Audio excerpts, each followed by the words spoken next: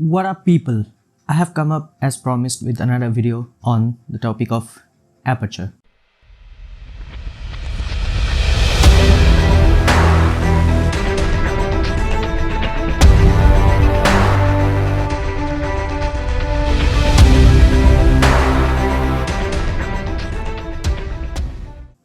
Now in my last video, I have already covered about the ISO extensively, and if you want to see that, the link is in the description as well as here.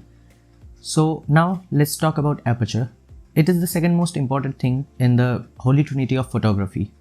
Now there is no serial actually, but it is known that the three things, which are aperture, ISO and shutter speed, these are regarded as the holy trinity in photography. Let's start about aperture. Now what is aperture? Aperture is the opening of your lens through which light enters into the camera's sensor. So basically what that means, your camera has an opening, the object what you want to take the picture of, the light of that object enters from the lens opening and comes into the camera's image sensor, by which you get the photo. So basically if you have a larger opening, that means more light is going to come in, and if you have a smaller opening, that means less light will be coming in. Aperture is denoted with the letter F. F, if you see a sign of F somewhere in photography world, that means aperture. Now you have to understand one thing, that in aperture or the F number, it is inversely proportionate to the opening of the lens. That means the larger the F number, the smaller the opening. Usually you can have a range of f1 or f1.4 to f22 in a lens, but nowadays there are lenses which have like f0.8 and something. So if I take an example of a certain lens which has f1.8 to f22, then you have to understand that f1.8 means the largest opening of that lens and f22 means the smallest opening of that lens. So f1.8 will enter maximum amount of light and f22 will enter the minimum. If you buy a lens that has f1.8 or f1.4, then probably that f1.8 and f1.4 you should use at the night, at the low light condition, because the light will be entering more. And at the daytime condition, you can use like f5.6 or f8 or something. That will keep the balance of light.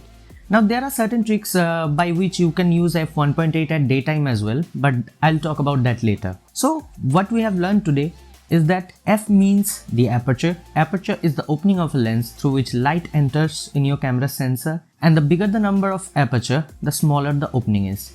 Now that depends on light as well, or the exposure of the image as well, because the larger the opening, the more exposed your photo will be, and the lesser the opening, your photo will be less exposed. There is one more important thing aperture does, and that is depth of field. Depth of field means if you have seen photos of a DSLR camera, you will be seeing that about a portrait, you will see that maximum in a portrait that the person is in focus, sharp focus, but the background is completely blurred. That is called shallow depth of field. And shallow depth of field means blurry background. Now how do you achieve that? The lesser the aperture number or the bigger the opening, the more shallow depth of field you will get. And the bigger the aperture number or the lesser the opening, the less shallow depth of field or deep depth of field you will get. That means if you want a blurred background, what you need is a shallow depth of field, or the lowest aperture number your lens can go. That is the reason prime lenses like 50mm, 24mm or 35mm, they have an aperture of f1.8, 1.4 or even f1.0. They will give you super nice looking shallow depth of field. So another thing we have learned, that the depth of field or the shallow depth of field, if you want a blurry background, then what you need to do is keep the opening maximum. That means the lowest number of f-stop your lens can go. You have to use that. So basically aperture controls two things.